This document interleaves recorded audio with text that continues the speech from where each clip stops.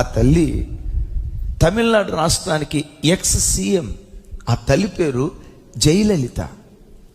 అనారోగ్యానికి గురైనప్పుడు భారతదేశంలో పేరుగాంచిన గొప్ప హాస్పిటల్, మెడ్రాస్లో బహు గొప్ప హాస్పిటల్, అదే అపోలో హాస్పిటల్.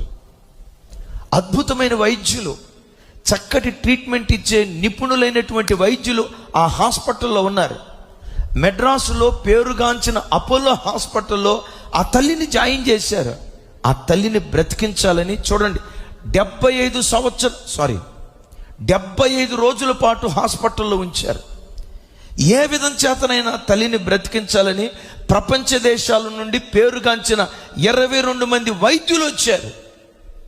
ఆ దేశం నుంచి ఈ దేశం నుంచి పిలిపించి వైద్యులను, ఈవిడి సీఎం, ఈవిడ బ్రతకాలి, ఎలాగైనా బ్రతికించండి అని 22 మంది వైద్యులను ప్రపంచ దేశాల నుంచి పిలిపించి 75 రోజులు ట్రీట్మెంట్ ఇచ్చారు.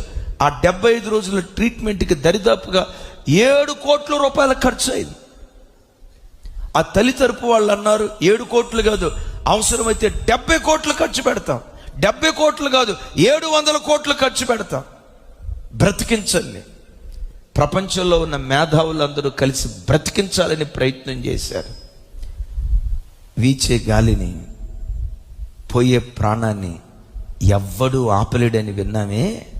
75 రోజుల ప్రయత్నం తర్వాత డాక్టర్లు చేతులెత్తారు. ఆవిడ ఎలా చనిపోయిందో టిల్ డేట్ ఎప్పటికీ అది మిస్టరీ. బిడ్డలారా, భయపెట్టాలని కాదు, నీ మరణం ఎప్పుడుందో, నీ మరణ గడి ఏ రోజుందో, ఎక్కడ ఎప్పుడు ఎలా రాలిపోతావో ప్రపంచంలో ఎవ్వడికి తెలియదు. రాజీవ్ గాంధీకి తెలుసా మెడ్రాస్లో తను రాలిపోతానని? ఇందిరాగాంధీకి తెలుసా తన కావలివాడిగా ఉన్న సైనికుడే తనను చంపేస్తాడని? తన ఇంట్లో ఉన్న ఫ్యానే తనకు ఉరితాడై తన ఆత్మహత్య చేసుకొని చనిపోతానని కోడెల శివప్రసాద్ గారు అనుకున్నాడా?